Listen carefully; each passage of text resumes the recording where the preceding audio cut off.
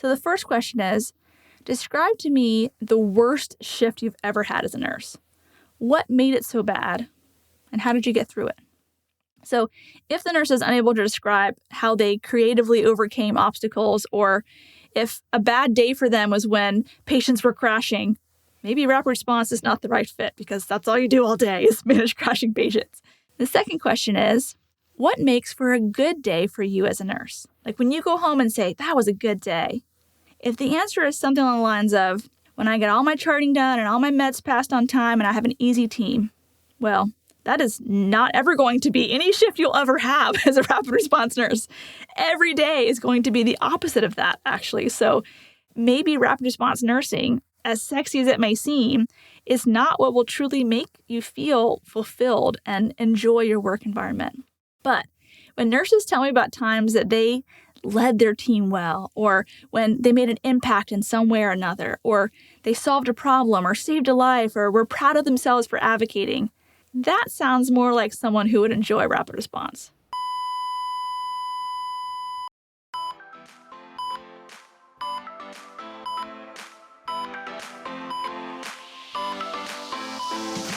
Hey there, I'm your host, Sarah Lorenzini, a rapid response nurse and educator who loves telling stories to teach critical thinking.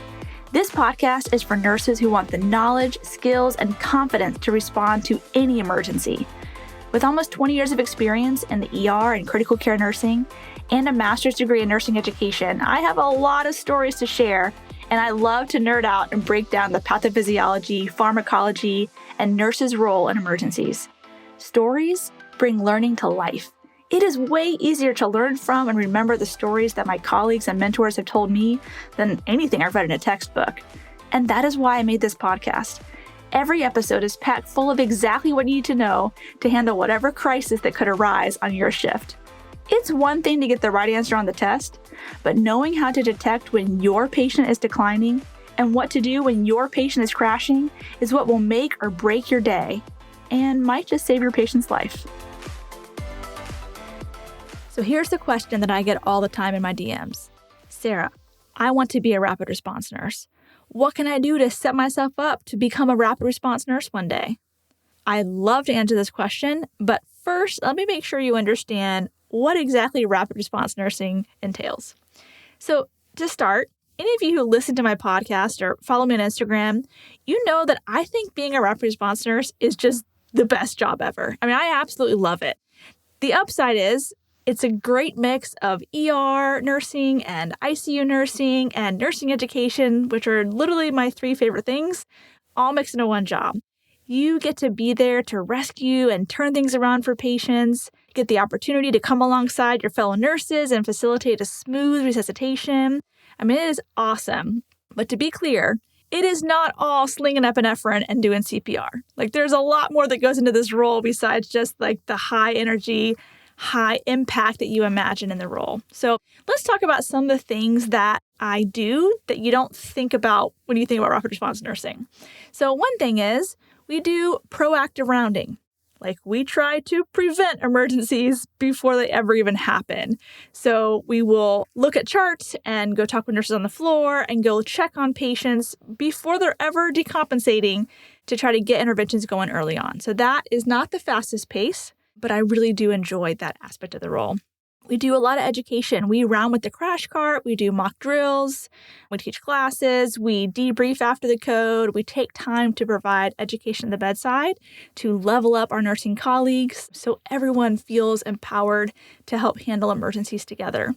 We do a lot of combing through charts. I don't know what your hospital has, but we use MUSE, or Modified Early Warning Score. So we'll pull the MUSE for the whole hospital and then look up every chart of patients with a high MUSE and try to figure out which ones need us to get there and get some interventions to prevent them from declining.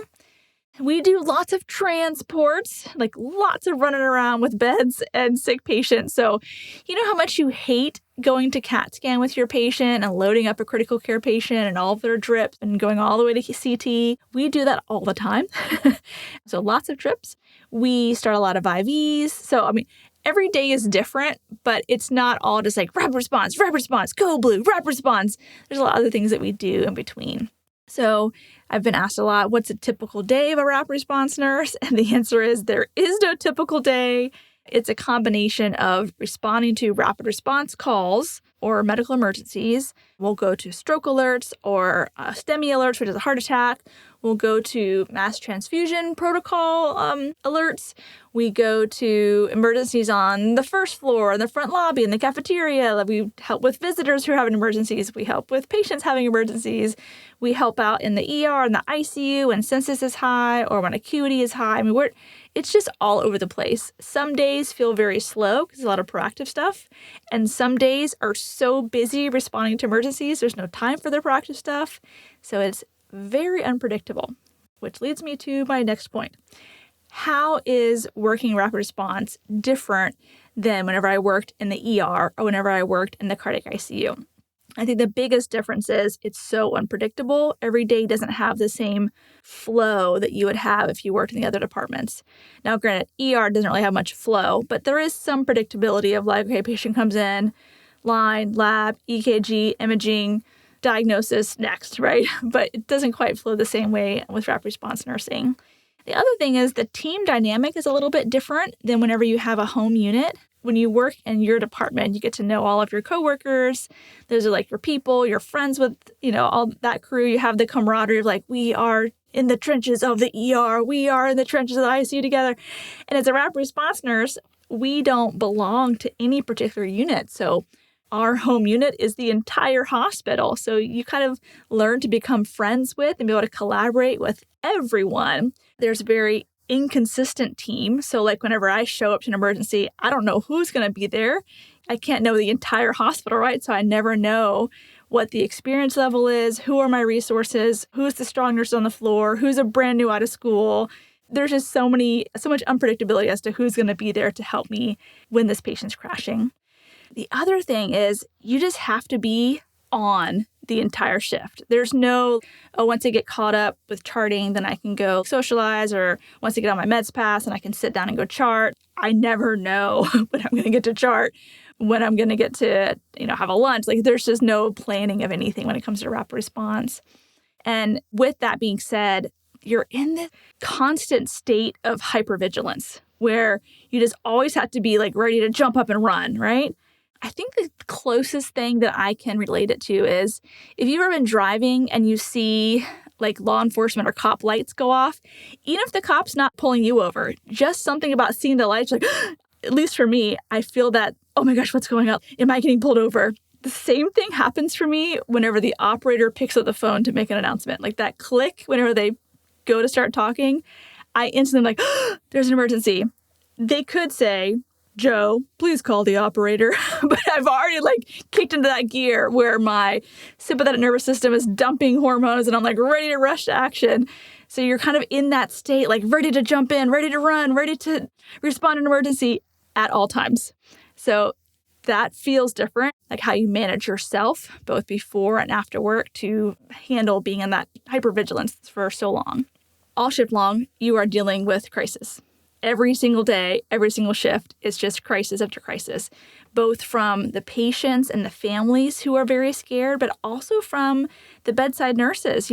I'm used to emergencies, but this may be the first rapid response they've ever had, or the first one this year. It's been 2 years since they had to call a rapid response. So this is a really big deal and a really scary thing when their patient's crashing.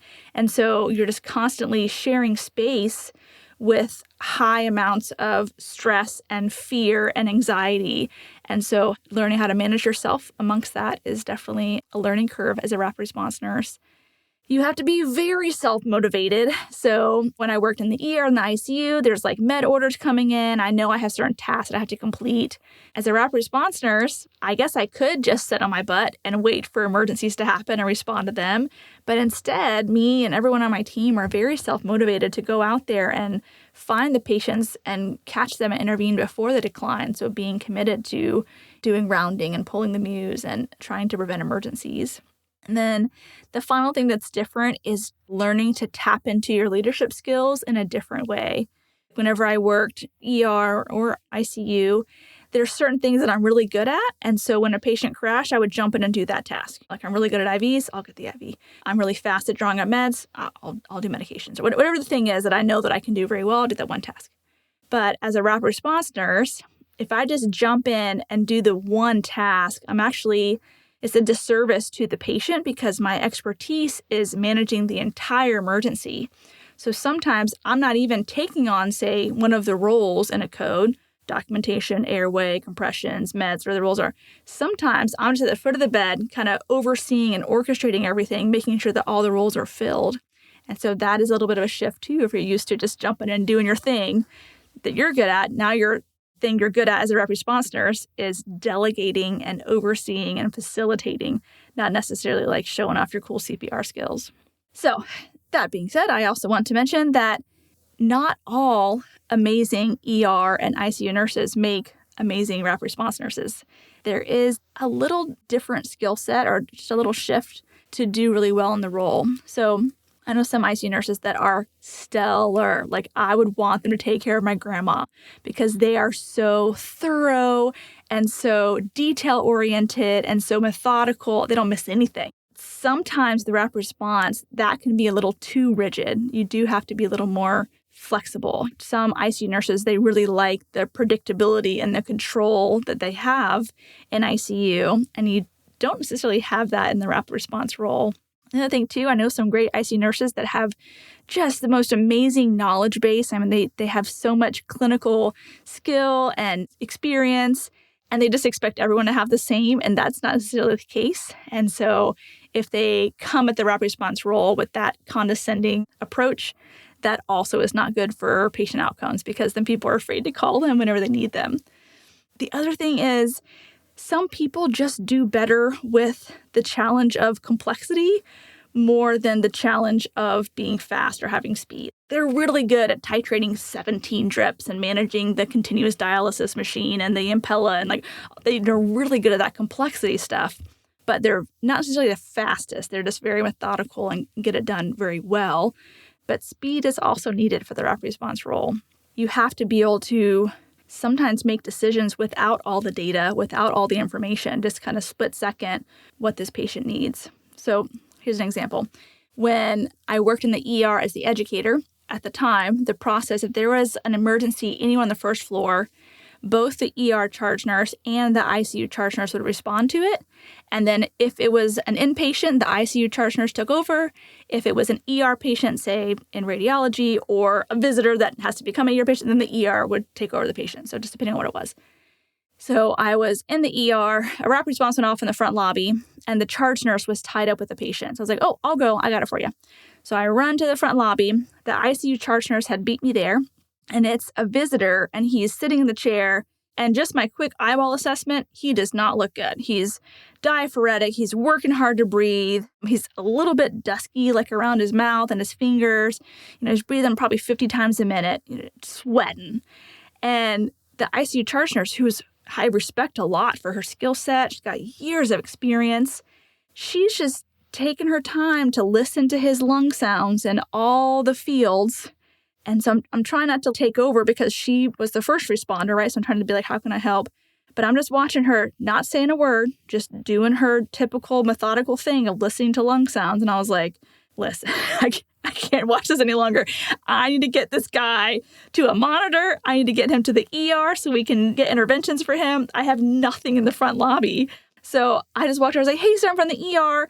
You're struggling to breathe. I'd like to take you to the ER to figure out what's going on and get you better. And so I just kind of scooped him up, threw him in the wheelchair, and booked it back to the ER. Sure enough, his oxygen saturation was very low. He was having an exacerbation of his COPD, plus he had pneumonia. Lots of stuff going on. But obviously, I needed to get to lung sounds eventually. But my quick eyeball assessment and my experience, my ER experience, told me you have to make decisions when you don't have data yet.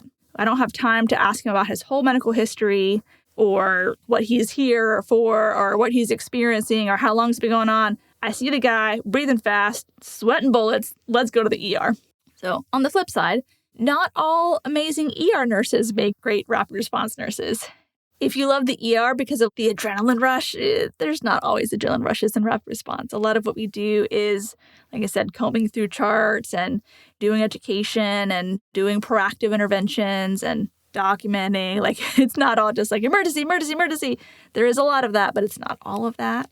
Sometimes, too, what I've seen is some ER nurses, they just think about, like, what can we do to fix this right now, to fix this number right now? And as a rapid response nurse, I have to think more big picture. How is what I'm doing right now going to affect this patient later today or tomorrow, for example? If I give a 3-liter fluid bolus and make his blood pressure number look better, did I really help though, right? Did I actually fix the problem?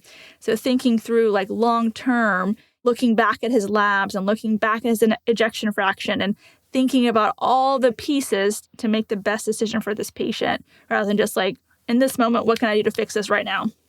Like I said earlier, there's definitely not the same predictability as far as like line, lab, EKG, imaging, diagnosis, DEX, what you do in the ER.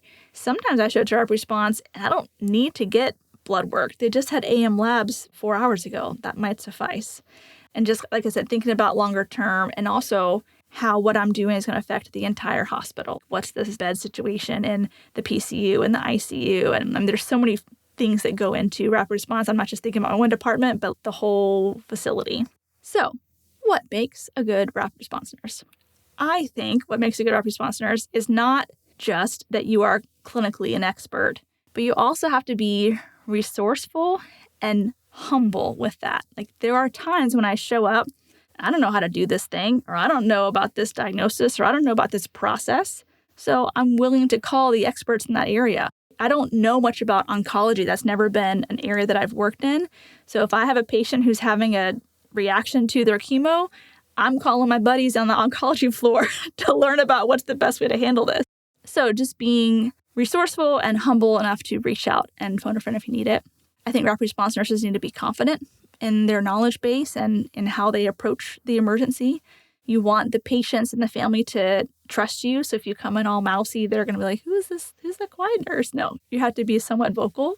Got to be a fast thinker, quick to make decisions. You have to be able to work well in high stress environments and with other people who are stressed out and kind of help to manage that as well. Got to be a team player, got to be personable, a clear communicator so that whenever you're directing people, they can understand what you're saying. So, ask yourself, does what Sarah described actually sound like something that I would enjoy? Am I okay with unpredictability? Am I okay with having that constant state of heightened awareness? Am I okay with being expected to lead a team of people that maybe I don't know, that aren't from the unit that I've been working on for years? And then ask yourself, do I have some of the soft skills that Sarah just listed? Like, am I resourceful? Can I act fast and make decisions quickly? Do I really work well in high-stress environments? Am I truly a team player? Or do I just prefer to keep to myself on my shift? Have I been told by other people that I'm a clear communicator? Not just do I think I am. Have other people told that to me? Do I have the ability to bring people together? So if you have listened to all of this and you're still like, yes, sign me up for that kind of crazy, then keep listening to hear how you can set yourself up for ultimately becoming a rapid response nurse. All right, so how can you prepare yourself to ultimately be a rapid response nurse? First, see what's required at your hospital. What's the minimum requirements do you apply for a rapid response position? Some hospitals require ICU experience, some require ER experience, some require both, some require neither. So it's really important to know what is actually required so you can make sure that you meet the minimum requirement. Next, I would say start studying to become certified. Even if it's not required for your role, my opinion is you need to have your certification, either the CCRN or the CEN or something that shows that you are competent and ready to handle whatever emergency were to pop up. I feel like the certification is value both to prove to yourself that you have what it takes to respond, but also it validates your knowledge amongst your peers and even to the patients, to the physicians. You are expected to be the resource for all things emergency. You have to know your stuff. And so taking that test and passing it is a good start to make sure that you do. Next, I would say become the expert where you are. Take all the courses, become a preceptor or a charge nurse. If you want to be the resource for the entire hospital, You need to be seen first as a resource in your home unit. Become a super user. Be on the unit practice council. Being on these unit-based type committees help you see the bigger picture, the inner workings of all the hospital. Like, you need to have some idea of what things are like outside of your little bubble of the ICU or your little bubble of the ER. Start learning how to work with other departments to achieve the best outcomes for patients. Next, I would say, ask to shadow the rapid response team. Shadowing is a great opportunity. Not only does it give you a clear idea of what the job actually looks like, but it also shows the team that you are serious about the goal of ultimately becoming a rapid response nurse. We have nurses shadow us all the time. Some want to be rapid response, and some are just, they're new charge nurses on their floor, and they're like, oh man, I'm now the leader.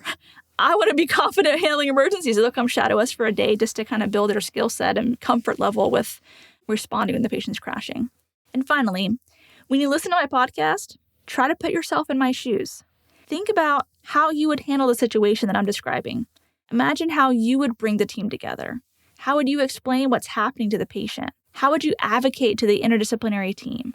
Start to try and emulate the positive characteristics that you see in the rapid response nurses at your hospital and what you hear from me and how I approach emergencies. Move out of the silos of your own department and start thinking about how your actions affect the whole hospital. In closing, let me leave you with 2 interview questions that I always ask nurses who I'm interviewing, and I've interviewed hundreds of nurses over the years. These 2 questions, I think, are the most telling about where a nurse might do well, where they will thrive, and where they might find themselves be frustrated and unhappy. So the first question is, describe to me the worst shift you've ever had as a nurse. What made it so bad, and how did you get through it? So if the nurse is unable to describe how they creatively overcame obstacles, or if a bad day for them was when patients were crashing, maybe rapid response is not the right fit because that's all you do all day is manage crashing patients. The second question is, what makes for a good day for you as a nurse? When you go home and say, that was a good day, if the answer is something along the lines of, when I get all my charting done and all my meds passed on time and I have an easy team, well, that is not ever going to be any shift you'll ever have as a rapid response nurse. Every day is going to be the opposite of that, actually. So maybe rapid response nursing, as sexy as it may seem, is not what will truly make you feel fulfilled and enjoy your work environment. But when nurses tell me about times that they led their team well, or when they made an impact in some way or another, or they solved a problem or saved a life, or were proud of themselves for advocating, that sounds more like someone who would enjoy rapid response. So like I said earlier, it's not all code blues. In fact, that's less than 5% of what we do. It's learning how to collaborate with the interdisciplinary team. It's educating your nurse colleagues in a clear and non-condescending way. It's bringing calm in the midst of crisis. It's being there for patients and nurses on the worst day of their life, worst shift. It's spending your entire shift putting out fires and using your brain and your heart to find solutions to problems. Rapid response nursing is a very small niche in our amazing profession. But if you've listened to my whole spiel and still hoping to ultimately become a rapid response nurse, then I say, do it. And I wish you all the best, my friend. Before you go, I just wanted to let you know that if you liked this episode, you would probably like my course too. My 1-hour rapid response and rescue course is an introduction to how I approach emergencies. If you would like to learn to think, assess, and respond quickly when your patient is crashing, then you can check out my website, rapidresponseandrescue.com. And if you message me the word podcast on Instagram, I will send you a coupon code for $10 off the cost of the course. Oh, and did I mention that the course is approved by the AACN and worth 1 continuing education contact hour? So, if you want to level up your emergency response skills and get 1 CE in the process, then this course is what you want. I put the link in the show notes for you. Well, thanks for listening. I hope you learned something that will save a life. Remember, nursing is a team sport, so trust your intuition and don't give up advocating until you are confident you've done what's right by your patient. The views and opinions expressed on this show are that of Sarah Lorenzini and hers alone. They are not intended as medical advice and should not take the place of your institution's policies or procedures. Evidence-based practice is ever-changing, and your patient care should reflect the current best practice. If you want to get in contact with Sarah, you can find her at rapidresponseandrescue.com or on social media platforms as The Rapid Response RN.